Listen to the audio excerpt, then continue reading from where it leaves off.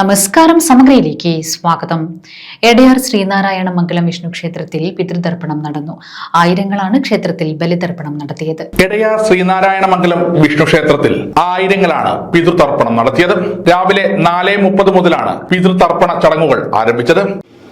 നർമ്മദേ സിന്ധു കാവേരി ജലേസ്മിൻ സന്നിധിം കുരു.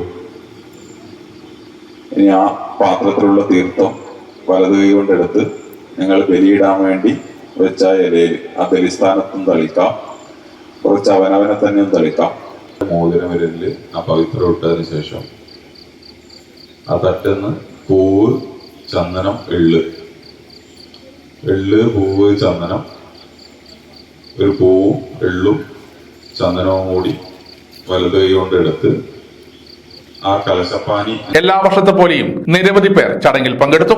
ബലിതർപ്പണത്തിന് ശേഷം ലഘുഭക്ഷണവും ചായയും ഇവിടെ ഒരുക്കിയിരുന്നു. എളയാവൂർ രാഹുൽ നമ്പീശൻ, മൂഴിയോടില്ലം ഉണ്ണികൃഷ്ണൻ നമ്പൂതിരി, അഡ്വക്കേറ്റ് സുരേഷ് ബാബു നമ്പൂതിരി, മൂഴിയോടില്ലം ദാമോദരൻ നമ്പൂതിരി തുടങ്ങിയവർ നേതൃത്വം നൽകി. പ്രദേശത്ത് ക്ഷേത്ര പരിസരത്ത് ഫയർഫോഴ്സിന്റെ കീഴിലുള്ള സിവിൽ ഡിഫൻസ് ഫോഴ്സിന്റെ സേവനവും ലഭ്യമായിരുന്നു. സമഗ്ര ന്യൂസ്, കൂത്തുപറമ്പ.